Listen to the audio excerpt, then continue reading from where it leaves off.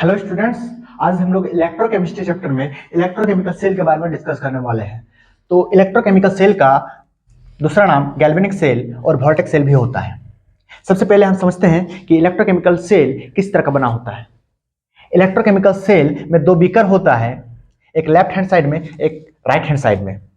Left hand side वाले beaker में zinc sulphate का सॉल्यूशन होता है जिसका कंसंट्रेशन 1 मोलरिटी का होता है। इस जिंक सल्फेट के सॉल्यूशन में एक जिंक का रड डूबा रहता है। राइट हैंड साइड वाले बीकर में कॉपर सल्फेट का सॉल्यूशन रहता है जिसका कंसंट्रेशन 1 मोलरिटी का होता है। इस कॉपर सल्फेट के सॉल्यूशन में कॉपर का रड डूबा रहता है। दोनों रड इलेक्ट्रोड की भांति कार्य करता है। दोनों रड को एक तार के थ्रू से जोड़ देते हैं। उस तार में हम लोग वोल्टमीटर भी लगा देते हैं। दोनों बीकर वाले सॉल्यूशन को हम लोग साल्ट ब्रिज के माध्यम से कनेक्ट कर देते हैं। इस साल्ट ब्रिज क्या होता है? Salt bridge inverted U shape का एक ट्यूब होता है जिसके अंदर इनर्ट इलेक्ट्रोलाइट होता है, यानी कि इसके अंदर वाला इलेक्ट्रोलाइट रेडॉक्स रिएक्शन में भाग नहीं लेता है। तो इस तरह से ये जो साल्ट ब्रिज होता है, ये दोनों सॉल्यूशन को, या आप बोल सकते हो दोनों इलेक्ट्रोलाइट को, लेफ्ट हैंड साइड वाला इलेक्ट्रोलाइट और राइट हैंड साइड वाले इलेक्ट्रोलाइट को कनेक्ट कर देता है।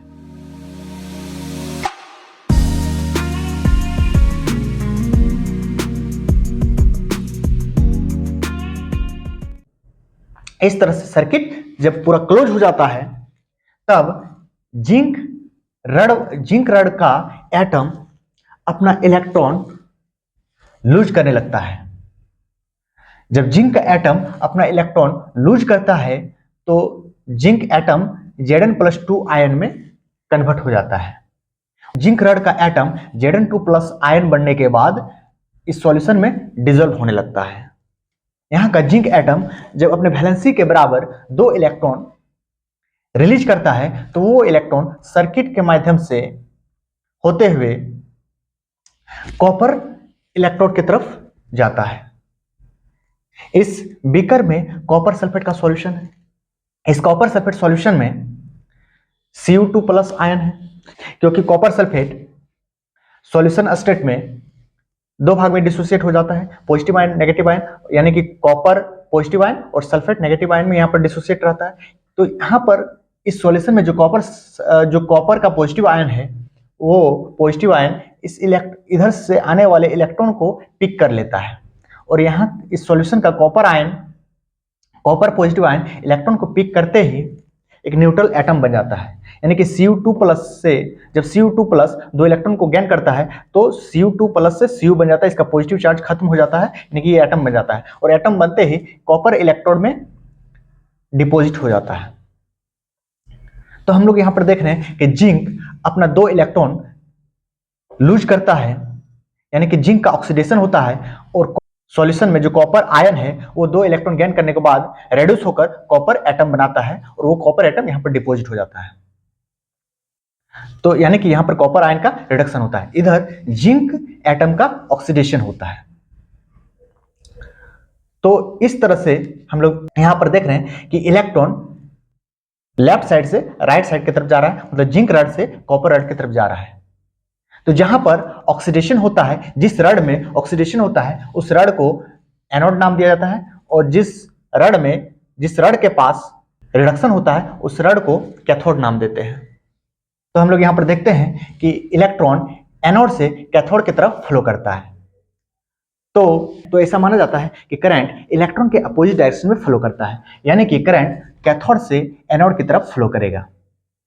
यहां पर दोनों तरफ के सॉल्यूशन को कनेक्ट करने के लिए, दोनों तरफ के इलेक्ट्रोलाइट को कनेक्ट करने के लिए जो साल्ट ब्रिज यूज किए हैं वो salt bridge inverted U shape का होता है। उसके अंदर इनर्ट इलेक्ट्रोलाइट होता है। वो इनर्ट इलेक्ट्रोलाइट पोटेशियम क्लोराइड हो सकता है, पोटेशियम सल्फेट हो सकता है, पोटेशियम नाइट्रेट हो सकता है, अमोनियम नाइट्रेट हो सकता है। तो वो इसका क्या काम है? इस साल्ट ब्रिज का पहला काम है कि ये सर्किट को क्लोज करता है, सर्किट को कंप्लीट करता है। दूसरा काम क्या है कि ये दोनों तरफ के बीकर में जो सॉल्यूशन है उस सॉल्यूशन में चार्ज को बैलेंस करके रखता है, इलेक्ट्रिकल न्यूट्रलिटी को मेंटेन करके रखता है। क्योंकि हम लोग यहां पर देखते हैं कि इस जिंक रॉड में से जिंक एटम का ऑक्सीडेशन हो जाता है, इलेक्ट्रॉन लूज कर देता है और जिंक आयन में कन्वर्ट हो जाता है। वो जिंक आयन सॉल्यूशन में डिसॉल्व होने लगता है, जिसके कारण से इस जिंक का साइज भी शॉर्ट होने लगता है, इस जिंक रॉड का साइज भी छोटा होने लगता है। तो यहां पर हम लोग देखते हैं कि जिंक रॉड में से जिंक एटम 2 इलेक्ट्रॉन का लूज करके Zn2+ आयन में कन्वर्ट हो जाता है और Zn2+ आयन में कन्वर्ट होते ही Zn2+ आयन यहां के सॉल्यूशन में डिसॉल्व होने लगता है। तो जिसके कारण से यहाँ का सॉल्यूशन में Zn2+ आयन का कंसंट्रेशन बढ़ता जाता है, Zn2+ आयन का संख्या बढ़ता जाता है। यहाँ पर हम लोग साल्ट ब्रिज के अंदर पोटेशियम क्लोराइड लिए हैं, जो कि पोटेशियम पॉजिटिव आयन और क्लोरीन नेगेटिव आयन में डिसोसिएटेड रहता है। तो चूंकि इस बीकर में Zn2+ का कंसंट्रेशन बढ़ता जा रहा है, तो इसको न्यूट्रल करने के लिए साल्ट ब्रिज अपने अंदर के नेगेटिव आयन को यहाँ पर रिलीज कर देता है, इस सॉल्यूशन में भेज देता है, जिसके कारण Zn2+ और क्लोरीन नेगेटिव आयन मिलके फिर न्यूट्रल हो जाता है। चूंकि इस राइट हैंड साइड वाले सॉल्यूशन में कॉपर आयन इलेक्ट्रॉन को पिक करके एटम में कन्वर्ट होने लगता है और कॉपर रॉड में डिपॉजिट होने लगता है, तो कॉपर आयन इस सॉल्यूशन में डिक्रीज होने लगता है। तो चूंकि कॉपर आयन का संख्या कम होने लगता है, जो कि पॉजिटिव आयन है, तो इस पॉजिटिव आयन के कमी को मेंटेन करने के लिए साल्ट ब्रिज अपने अंदर के पॉजिटिव आयन को यहां पर रिलीज कर देता है, यानी कि पोटेशियम पॉजिटिव आयन को इस बीकर में भेज देता है। तो इस तरह से दोनों तरफ के बीकर में इलेक्ट्रिकल न्यूट्रलिटी बैलेंस रहता है, यानी कि चार्ज बैलेंस रहता है, टोटल चार्ज बैलेंस रहता है। तो साल्ट ब्रिज का यानी कि यहां पर हम लोग देख रहे हैं कि 2 काम है।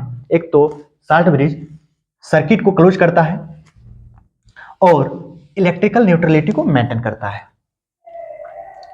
लेफ्ट साइड वाले बीकर में ऑक्सीडेशन होता है और राइट साइड वाले बीकर में रिडक्शन होता है। दोनों तरफ का बीकर मिला के इलेक्ट्रोकेमिकल सेल बनता है।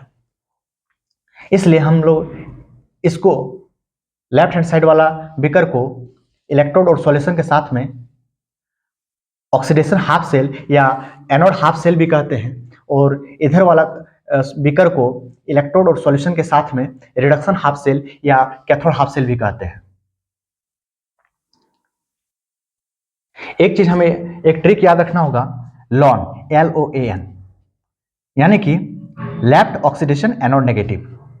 तो हम लोग जो एनोड को दिखाते हैं, तो जनरली हम लोग जब इलेक्ट्रोकेमिकल सेल का फिगर बनाते हैं तो उसमें हम लोग एनोड को लेफ्ट साइड में दिखाते हैं। तो एनोड उसी को बोलते हैं जहां पर ऑक्सीडेशन होता है, और उसको लेफ्ट साइड में दिखाते हैं, और एनोड का साइन नेगेटिव लिया जाता है,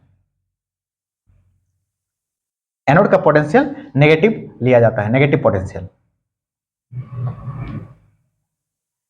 तो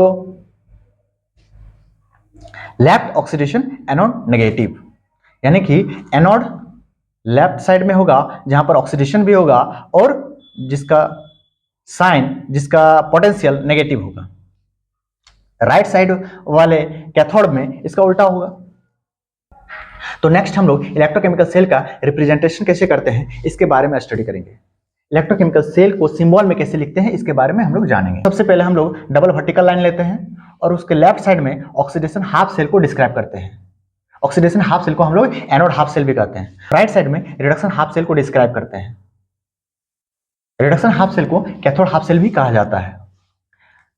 ये जो डबल वर्टिकल लाइन है, ये double vertical line salt bridge को रिप्रेजेंट करता है।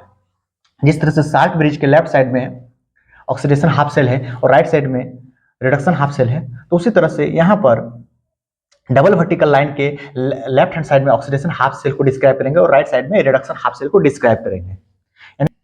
तो डबल वर्टिकल लाइन के लेफ्ट हैंड साइड में वही सब का सिंबल लिखेंगे जो लेफ्ट हैंड साइड वाले हाफ सेल में मौजूद है। तो यहां पर जिंक सल्फेट का सॉल्यूशन है जो कि एक्वियस सॉल्यूशन है, इसलिए यहां पर ब्रैकेट में Aq भी लिखेंगे, जिंक सल्फेट और ब्रैकेट में Aq। मतलब एक्वियस सॉल्यूशन। यहाँ पर हम देख रहे हैं कि जेडन के ऊपर में 2 प्लस साइन दिया गया है और SO4 2 माइनस, क्योंकि जिंक सल्फेट सॉल्यूशन स्टेट में 2 भाग में डिसोसिएट हो जाता है, जेडन 2 प्लस और SO4 2 माइनस। इस जिंक सल्फेट के लेफ्ट में सिंगल वर्टिकल लाइन देने के बाद हम लोग इस जिंक रड को भी यहाँ पर डिस्क्राइब करते हैं। जिंक रड सॉलिड स्टेट में होने के कारण से Zn और ब्रैकेट में S देते हैं, S for solid. Double vertical line के राइट हैंड साइड वाले हाफ सेल को डिस्क्राइब करते हैं। राइट हैंड साइड वाले हाफ सेल में कॉपर सल्फेट का सॉल्यूशन रहता है, जो कि एक्वियस सॉल्यूशन होता है। एक्वियस सॉल्यूशन मतलब वाटर के साथ में मिक्सचर, वाटर के साथ में सॉल्यूशन, और ब्रैकेट में AQ दिए हैं क्योंकि ये एक्वियस सॉल्यूशन है। और उसके बाद सिंगल वर्टिकल लाइन देकर हम लोग इस कॉपर इलेक्ट्रोड को यहां पर दिखाए हैं। क्योंकि ये कॉपर रड सॉलिड स्टेट में है, इसलिए यहां पर कॉपर के ब्रैकेट में S लिख दिए हैं। हम लोग इस रिप्रेजेंटेशन में से SO4 2 माइनस और यहाँ के भी SO4 2 माइनस को गायब कर सकते हैं। हमें नेगेटिव आयन से मतलब नहीं रहता है, हमें मतलब है पॉजिटिव आयन से, इसलिए हम लोग यहाँ पर ZnS के बाद Zn2 प्लस देते हैं, SO4 2 माइनस को हम लोग छोड़ सकते हैं।